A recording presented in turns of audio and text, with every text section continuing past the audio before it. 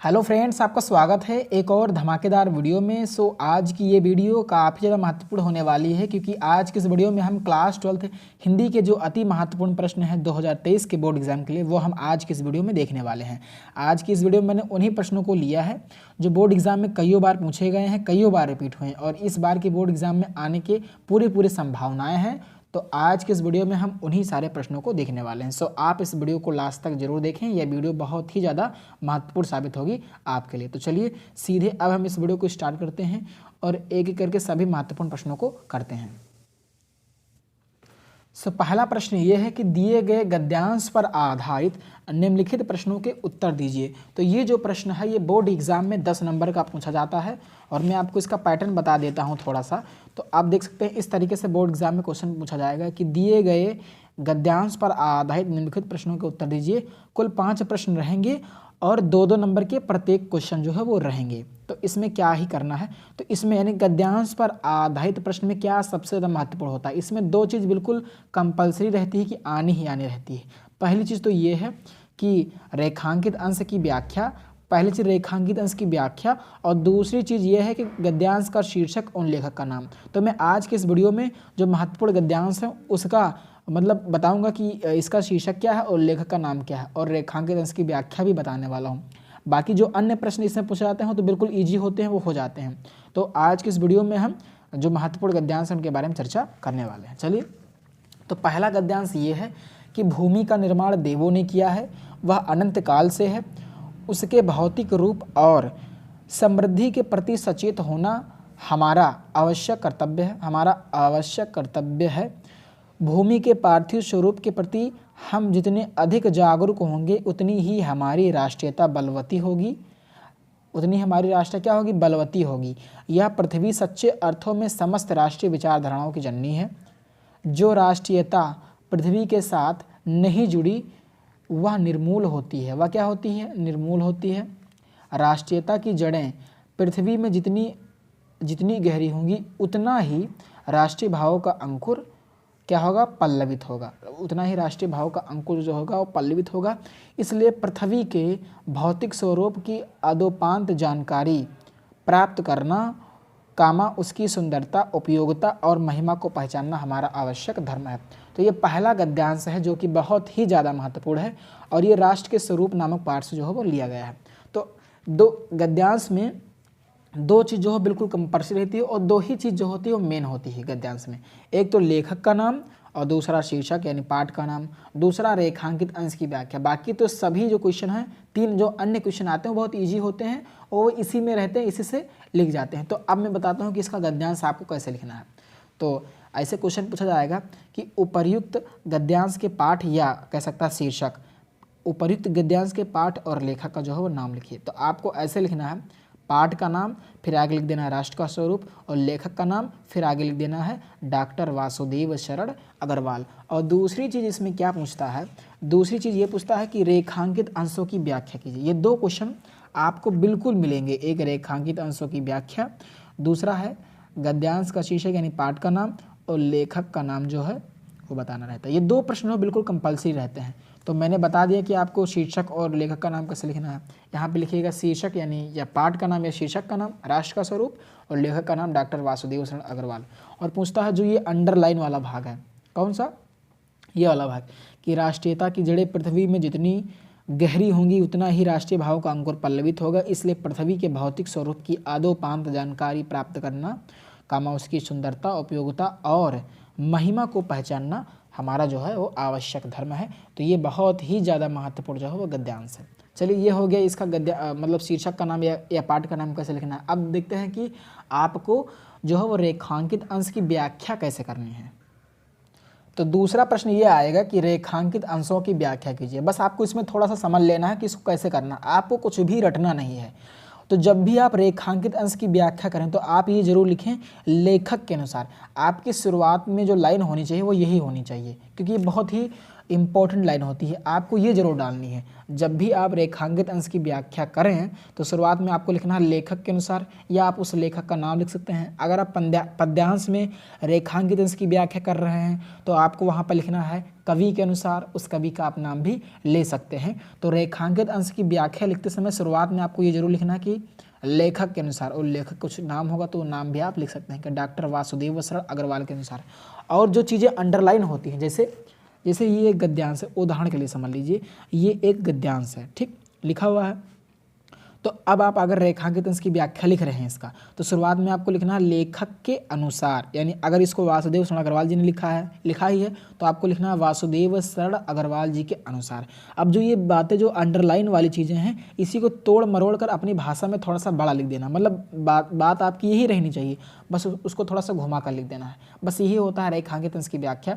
शुरुआत में आपको लिखना रहेगा लेखक के अनुसार, और जो बातें इसमें लिखी हुई इसी को लेकर आपको थोड़ी इसी बात को थोड़ा सा बढ़ाकर लिख देना रहता है। बस यही होता है रेखांकित अंश की व्याख्या, और ज़्यादा इसमें कुछ नहीं करना रहता। आपको रट कर नहीं जाना बोर्ड एग्जाम में, इसी बात को थोड़ा सा बढ़ा चढ़ा कर लिख देना है, थोड़ा सा सरल करके अपनी भाषा में लिख देना है, और ये ईजिली हो जाएगा। तो जैसे कि ये वाला अंडरलाइन वाला भाग था, यहाँ पे ये वाला अंडरलाइन वाला भाग था कि राष्ट्रीयता की जड़ें पृथ्वी में जितनी गहरी होंगी उतना ही राष्ट्रीय भावों का अंकुर पल्लवित होगा। इसलिए पृथ्वी के भौतिक स्वरूप की आदोपांत जानकारी प्राप्त करना, उसकी सुंदरता, उपयोगिता और महिमा को पहचानना आवश्यक धर्म है। अब देखते हैं कि कैसे करेंगे इसका, मतलब हम इसके रेखांकित अंश की व्याख्या कैसे लिखेंगे। चलिए, तो आपको लिखना है कि डॉक्टर वासुदेव शरण अग्रवाल के अनुसार, बहुत ही बड़ी लाइन है, राष्ट्रीयता और पृथ्वी का संबंध अटूट और अनिवार्य रूप से आवश्यक है। इसलिए पृथ्वी के साथ राष्ट्रीयता का संबंध अथवा आधार जितना अधिक मजबूत होगा उतना ही अधिक राष्ट्रीय भावों का विकास भी संभव होगा। इस दृष्टि से प्रत्येक व्यक्ति का यह कर्तव्य एवं धर्म है कि वह पृथ्वी के भौतिक स्वरूप से पूरी तरह परिचित रहे। चलिए आगे आपको लिख देना है, साथ ही उसके सौंदर्य, उपयोगिता एवं महत्व का भी अधिकाधिक जानकारी रखे। तो जो चीज़ें अंडरलाइन थी उसी को थोड़ा सा बढ़ा चढ़ा कर लिख देना और ये हो जाएगा। तो यही दो ही प्रश्न जो होते हैं गद्यांश में बहुत महत्वपूर्ण होते हैं। एक तो हो गया आपका रेखांकित अंश की व्याख्या, और दूसरा शीर्षक का नाम और लेखक का नाम। बाकी तीन चीज़ तो सिंपल रहती है, वो तो सभी लिख लेते हैं। ये दो चीज़ बहुत महत्वपूर्ण होती है, और इन्हीं दो चीज़ों को आपको अच्छे से लिखना है। अगर आपने शीर्षक का नाम और लेखक का नाम अगर गड़बड़ लिख दिया तो नंबर आपका जो एग्जामिनर चेक करेगा कॉपी वो काट भी सकता है। तो आपको इन दो प्रश्नों को तो बहुत ही अच्छे तरीके से ही लिखना है। बाकी तीन क्वेश्चन अन्य जो रहते हैं बहुत सिंपल रहते हैं, उस पर ज़्यादा फोकस नहीं किया जाता है, तो वो तो ईजिली हो जाते हैं। लेकिन इन दो प्रश्नों को आपको बहुत ही अच्छे से करना है। चलिए दूसरा अति महत्वपूर्ण गद्यांश देख लेते हैं। दूसरा अति महत्वपूर्ण गद्यांश ये है कि जन का प्रवाह अनंत होता है। सहस्त्र वर्षों से भूमि के साथ राष्ट्रीय जन ने तदाम प्राप्त किया है। जब तक सूर्य की रश्मियां नित्य प्रातःकाल भुवन को अमृत से भर देती हैं तब तक राष्ट्रीय जन का जीवन भी अमर है। तो ये भी गद्यांश जो है बहुत ही ज़्यादा महत्वपूर्ण है। देख लीजिए ये वाला गद्यांश, ये बहुत ही बार बोर्ड एग्जाम में रिपीट हुआ क्वेश्चन है, तो इसको भी मैं करा रहा हूँ कैसे आपको इसको करना है। देख लीजिए, जन का प्रवाह अनंत होता है। सहस्त्र वर्षों से भूमि के साथ राष्ट्रीय जन ने तदाम प्राप्त किया है।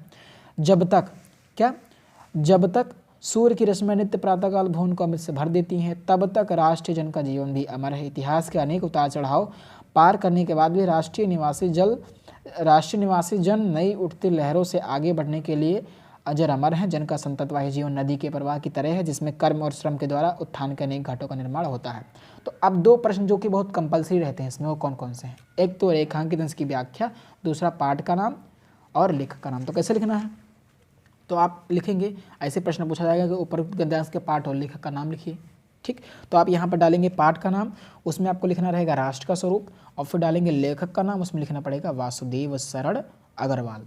अब देख लीजिए, हम अंडरलाइन वाले भाग के बारे में बात करते हैं, यानी इसके बारे में कि जब तक सूर्य की रश्मियां नित्य प्रातःकाल भुवन को अमृत से भर देती हैं तब तक राष्ट्रीय जन का जीवन भी अमर है। इतिहास के अनेक उतार चढ़ाव पार करने के बाद भी राष्ट्र निवासी जन नई उठती लहरों से आगे बढ़ने के लिए अजर अमर है। अब देखिए कैसे लिखेंगे। तो आपको शुरुआत कहाँ से करनी है, यानी वासुदेव शरण अग्रवाल जी के अनुसार। ये लाइन तो आपको बिल्कुल ही लिखना है। ठीक, ऐसे शुरुआत होती है रेखांकित अंश की व्याख्या की, और जो चीज़ें अंडरलाइन थी बस उसी को तोड़ मरोड़ के बड़ा करके हमको लिखना है। तो ऐसे लिखेंगे, जब तक धरती पर सूर्य की रश्मियां प्रतिदिन धरती को अपने अमृत रस से जीवन प्रदान करती रहेंगी, आगे देखिए, तभी तक किसी राष्ट्र का और वहाँ के जन का अस्तित्व भी बना रहेगा। जब तक राष्ट्र की प्रगति के फलस्वरूप उसका अस्तित्व रहेगा तभी तक राष्ट्रीय जन का जीवन भी बना रहेगा। तो अब रेखांकित अंश की व्याख्या आपको रटनी नहीं है, उन्हीं की भाषा को थोड़ा सा चेंज कर देना है, थोड़ा सा बदल देना है और अपनी लैंग्वेज में थोड़ा सा लिख देना है। और ये जरूर लिखना है कि लेखक के अनुसार, ये आपको बहुत ही महत्वपूर्ण ध्यान रखना है। और अगर बात करें इंपॉर्टेंट चीज़ क्या है, तो गद्यांश में आपको कौन कौन सा पढ़ लेना है। बस गद्य में आपको ये अगर पता है कि ये मतलब इसका लेखक कौन है तो वो ईजिली हो जाता है। तो बस आपको क्या करना है, राष्ट्र के स्वरूप के जितने भी गद्य हैं उनको देख लेना है। आपको पता होना चाहिए कि ये किस लेखक का है और कहाँ से लिया गया है। अगर आपको ये पता है तो आप पूरे गद्यांश का उत्तर जो है और बहुत ही आसानी से दे देंगे। ठीक है, तो आपको ये जरूर, तो आप राष्ट्र के स्वरूप के जितने भी गद्य हैं उनको देख लेना है और अशोक के फूल के जितने भी गद्य हैं देख लेना है। बस आपको कम से कम पता लगे कि ये लेखक कौन है और किससे लिया गया। अगर आपको ये पता है तो बहुत ही ईजिली आप गद्यांश का उत्तर जो है वो दे देंगे। तो इस तरीके से आप गद्य को देख लेना है। तो राष्ट्र के स्वरूप और अशोक का फूल बहुत ही महत्वपूर्ण है। और बाकी मैंने आपको बताया कि रेखांकित अंश की व्याख्या कैसे करनी है और जो शीर्षक का नाम और कवि का नाम यानी लेखक का नाम कैसे लिखना है वो मैंने आपको बताया। आप चलिए बढ़ते हैं दूसरे प्रश्न की ओर। तो दूसरा प्रश्न ये भी बहुत ही ज़्यादा महत्वपूर्ण है, 10 नंबर का, ये भी बोर्ड एग्जाम में पूछा जाता है। तो इसमें क्या पूछा जाएगा कि दिए गए पद्यांश पर आधारित निम्नलिखित प्रश्नों के उत्तर दीजिए। तो चलिए, तो ये भी प्रश्न बहुत ही ज़्यादा महत्वपूर्ण है। तो इसमें भी एग्जामिनर मेन चीज़ देखता है, एक पद्यांश, एक शीर्षक का नाम और कवि का नाम, दूसरा आपने रेखांकित अंश की व्याख्या कैसे की। यही दो चीज़ बहुत ही महत्वपूर्ण होती हैं। तो इन्हीं दो चीज़ों को आपको अच्छे से लिखना है। जैसे लज्जाशील पथिक महिला जो कहीं दृष्टि आए, होने देना विकृति, वसना तो ना तो सुंदरी को, जो थोड़ी भी भ्रमित वह हो, गोद ले श्रांति खोना। तो ये पूरा आपका ये पद्यांश है। अब देखते हैं इसका हम कैसे लिखेंगे, शीर्षक का नाम और कवि का नाम। तो दो प्रश्न बिल्कुल कन्फर्म रहेंगे, तो मैं इन्हीं दो प्रश्न को करवा रहा हूँ। ये दो प्रश्न बहुत महत्वपूर्ण हैं।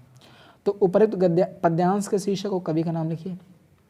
तो आपको क्या करना है, ऐसे डालना शीर्षक का नाम, फिर आगे लिख देना पवन दूत का, फिर लिखना कवि का नाम, आगे लिख देना अयोध्या सिंह उपाध्याय हरिओद। तो ये हो गया शीर्षक का नाम, कवि का नाम। ये बहुत ही ज़्यादा महत्वपूर्ण होता है, इसको तो आपको बहुत ही ध्यान से लिखना है बोर्ड एग्जाम में, इसमें कोई गलती नहीं करनी है। और दूसरा पूछता है रेखांकित अंश की व्याख्या कीजिए। तो आपको शुरुआत कहाँ करना है, अयोध्या सिंह उपाध्याय हरिओद के अनुसार, ठीक, अनुसार लिखना है, यानी कहते हैं, यानी अयोध्या सिंह, या ऐसे ही लिखना है कि अयोध्या सिंह उपाध्याय हरिओद जी कहते हैं कि अपनी इसमें कहते हैं कि हे पवन, यदि तुझे मार्ग में कोई लाजवंती स्त्री दिखाई पड़े तो इतने वेग से ना बहना। जो ये अंडरलाइन पोर्शन है, अंडरलाइन वाला भाग है, तो यहाँ से तो आपको ऐसे लिखना है कि अयोध्या सिंह उपाध्याय हरिओद जी कहते हैं, उन्हें नहीं तो कहा है, तो आपको ये जरूर जोड़ देना। उसके बाद में आपको लिखना है कि हे पवन, यदि तुझे मार्ग में कोई लाजवंती स्त्री दिखाई पड़े तो इतने वेग से ना बहना कि उसके वस्त्र उड़कर अस्त व्यस्त हो जाए और उसका शरीर उघड़ जाए। यदि वह थोड़ी सी थकी दिखाई दे तो उसे गोद में लेकर, अर्थात उसे चारों ओर से घेरकर उसकी थकान मिटा देना, जिससे कि उसके सूखे होठ और मुरझाया हुआ कमल सदृश मुख्य प्रफुल्लित हो उठे। तो इस तरीके से आपको रेखांकित अंश की व्याख्या करना है। यानी अयोध्या सिंह उपाध्याय हरिओद जी कहते हैं कि हे पवन, इनकी सारी बातें को आपको लिख देना है। और कुछ प्रश्न देख लेते हैं कि राधा पवन दूतका से राह में पथिकों के साथ कैसा व्यवहार करने को कहती है। तो राधा पवन से राह में पथिकों के साथ परोपकार का व्यवहार करने को कहती हैं। और फिर अगला प्रश्न ऐसे पूछा गया है कि राधा ने पवन दूतका से राह में पथिकों के साथ कैसा व्यवहार करने को कहती है। बिल्कुल वही सेम क्वेश्चन है। तो अब हम देखते हैं ये वाला प्रश्न पूछा जाएगा ऐसे ही कि कृषक ललना में कौन सा अलंकार है। ऐसा पूछ सकता है कि इसमें बताइए कौन सा अलंकार है। तो कृषक ललना शब्द में तत्पुरुष समास होगा। तो आप क्या करना है, इसमें कौन कौन सा पद्यांश तैयार कर लेना है। तो पद्यांश में वेरी वेरी इंपॉर्टेंट है कौन सा, पवन दूत का। ये बहुत ही ज़्यादा महत्वपूर्ण है पवन दूत का। अगर आप इसको तैयार कर लेंगे तो बिल्कुल 100% श्योर है कि यहाँ से एक तो आएगा ही बोर्ड एग्जाम में। तो पवन दूत का बहुत ही ज़्यादा महत्वपूर्ण है। बाकी आपको श्रद्धा मनु कई अंताप का भी देख लेना है। तो मैंने बताया आज की इस वीडियो में कि आपको कैसे रेखांकित अंश की व्याख्या लिखनी है और शीर्षक का नाम, कवि का नाम कैसे लिखना है। तो यही दो चीज़ महत्वपूर्ण होते हैं और इन्हीं दो चीज़ों को आपको अच्छे से लिखना है। तो आशा करता हूँ कि आपको ये वीडियो पसंद आया होगा। वीडियो पसंद आया तो वीडियो को लाइक करें और यदि चैनल पर नए तो चैनल को सब्सक्राइब ज़रूर करें। धन्यवाद।